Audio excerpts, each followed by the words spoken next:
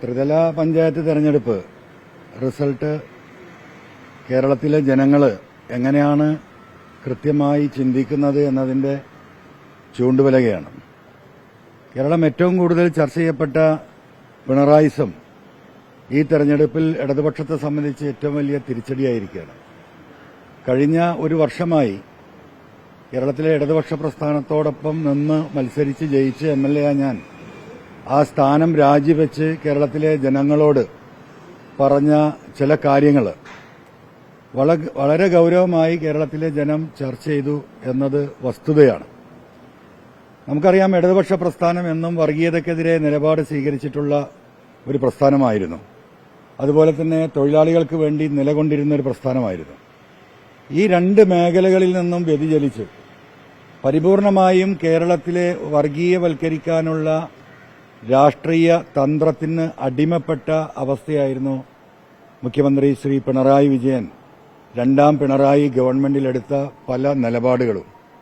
അതുപോലെ തന്നെ തൊഴിലാളികൾക്ക് വേണ്ടി നിലകൊണ്ടിരുന്ന ആ പാർട്ടി പരിപൂർണമായും തൊഴിലാളി വിരുദ്ധ പാർട്ടിയായി എന്ന് മാത്രമല്ല, അദാനി അടക്കം ഞങ്ങളുടെ പറയുന്ന പാർട്ണർമാരാണ് എന്ന് പറയുന്നതിൽ അഭിമാനം കൊണ്ടു.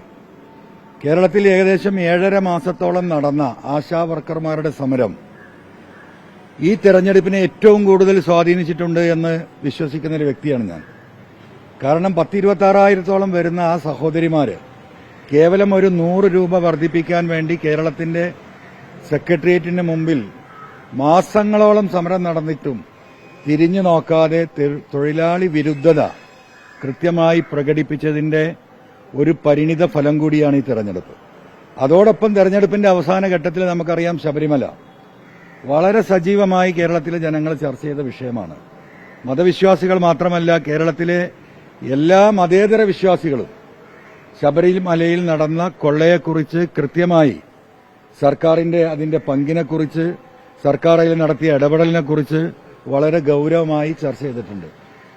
ആ രീതിയിൽ നമ്മളിത് പരിശോധിക്കുകയാണെങ്കിൽ പിണറായിസത്തിന് ഏറ്റ തിരിച്ചടി തന്നെയാണ് ഈ തെരഞ്ഞെടുപ്പ് ഫലം. മലബാറിൽ പോലും, കോഴിക്കോട് പോലും മരുമകൻ മുഹമ്മദ് റിയാസ് നേർക്കുനേരെ നിന്ന് പോരാട്ടം നയിച്ചിട്ട് പോലും ഇത്ര വലിയൊരു പരാജയം CPM-ന് ഉണ്ടായിട്ടുണ്ടെങ്കിൽ അതിന്റെ ഉത്തരവാദി സഖാവ് പിണറായി വിജയനാണ്, അദ്ദേഹത്തിന്റെ നിലപാടുകളാണ്. അതാണ് കേരളത്തിലെ ബഹുജനം തിരിച്ചറിഞ്ഞത്. തീർച്ചയായും ഇത്തരത്തിലൊരു നിലപാട് സ്വീകരിച്ച കേരളത്തിലെ കോടിക്കണക്കിന് വരുന്ന വോട്ടർമാരെ ഹൃദയപൂർവ്വം അവരെ അഭിവാദ്യം ചെയ്യുന്നു. അവരോടുള്ള നന്ദിയും കടപ്പാടും അവരോടുള്ള ബഹുമാനവും ഈ അവസരത്തിൽ അറിയിക്കുകയാണ്. തീർച്ചയായിട്ടും ഈ സർക്കാരിനുള്ള തുടരാനുള്ള അവകാശം എന്നോ നഷ്ടപ്പെട്ടിട്ടുണ്ട്. നിലമ്പൂർ തെരഞ്ഞെടുപ്പ് നടക്കുന്ന സമയത്ത് പത്രമാധ്യമ പ്രവർത്തകരായ നിങ്ങൾ ചോദിച്ച ചോദ്യത്തിന് അന്ന് പാർട്ടി സെക്രട്ടറി ഗോവിന്ദമാഷ് പറഞ്ഞ മറുപടി നിലമ്പൂർ തെരഞ്ഞെടുപ്പ് ഈ ഗവൺമെന്റിന്റെ വിലയിരുത്തലാകുമെന്നാണ്. കഴിഞ്ഞ എല്ലാ ഉപതെരഞ്ഞെടുപ്പുകളും ഈ സർക്കാരിനെതിരാണ്. ഏറ്റവും അവസാനമായി നടന്ന ത്രിതല പഞ്ചായത്ത് തെരഞ്ഞെടുപ്പ് അതിന് അടിവരയിടുകയാണ്. ഒരു നിലക്കും ധാർമ്മികമായി ഗവൺമെന്റിന് തുടരാനുള്ള അവകാശമില്ല. പക്ഷേ പിണറായിയെപ്പോലെ ഒരാളിൽ നിന്ന് ഒരു ജനാധിപത്യ മര്യാദ നമുക്ക് പ്രതീക്ഷിക്കാനും കഴിയില്ല. വെള്ളപ്പള്ളി നടേശന്റെ ഒരു പ്രസ്താവന മലപ്പുറം വിരുദ്ധ പരാമർശം നിരവധി നടത്തിയുണ്ടായി. അതേ വെള്ളപ്പള്ളിയെ തന്നെ പിന്നീട് പിണറായി കാറിൽ കയറ്റിക്കൊണ്ടുവന്ന വീഡിയോയിലേക്ക് ആരോപിക്കുന്ന സാഹചര്യമുണ്ടായി. അതാണ് പരമാണ് മലപ്പുറത്തുണ്ടായത്. അല്ല, വെള്ളാപ്പള്ളി വിഷയം തൊട്ട് നമ്മൾ ഓരോന്നെടുത്ത് പരിശോധിച്ച് നോക്കിയാൽ പിണറായി വിജയനിൽ നിന്ന് ആളുകൾ എന്താണ് പ്രതീക്ഷിച്ചിരുന്നത്? അദ്ദേഹത്തിൽ നിന്ന് ഒരു മതേതര നിലപാടും കൃത്യമായും പ്രതീക്ഷിച്ച ജനങ്ങളാണ് അവർക്ക് വോട്ട് ചെയ്തത്.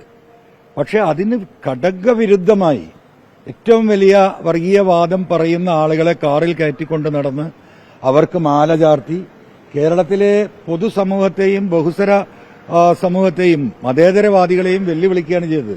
നിങ്ങൾ നോക്കൂ, ഇപ്പൊ BJP അടക്കം ഇവിടെ വികസിത കേരളത്തെക്കുറിച്ച് സംസാരിക്കുമ്പോൾ ഇവിടെ വർഗീയതയെക്കുറിച്ച് സംസാരിക്കുന്നത് ആരാണ്?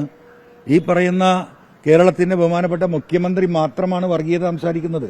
വർഗീയതയിൽ ഊന്നി നിന്നുകൊണ്ട് കേരളത്തിലെ ജനങ്ങളെ വിഭജിക്കാമെന്ന് പിണറായിയാണ് ഇവിടെ അതിന് ആക്കം കൂട്ടുന്നത്. BJP പോലും അതിൽ നിന്ന് മാറി നിന്ന് കേരളത്തിന്റെ വികസനത്തെക്കുറിച്ച് സംസാരിക്കുമ്പോൾ ഇപ്പോഴും വാ തുറന്നാൽ പാർട്ടിയുടെ സെക്രട്ടറിയും മുഖ്യമന്ത്രിയും ഈ വർഗീയത മാത്രം പറഞ്ഞ് വോട്ട് പിടിക്കാമെന്ന അവരുടെ ആ ദുരുദ്ദേശം കേരളത്തിലെ മതേതര സമൂഹം തള്ളി എന്നത് ഇതിന്റെ ഏറ്റവും വലിയ തെളിവാണ്. തീർച്ചയായിട്ടും ഞാൻ കണ്ണൂരിൽ നടന്ന തെരഞ്ഞെടുപ്പിന് മുമ്പ് നടന്ന പത്രസമ്മേളനത്തിൽ തന്നെ വളരെ വ്യക്തമായി പറഞ്ഞതാണ്.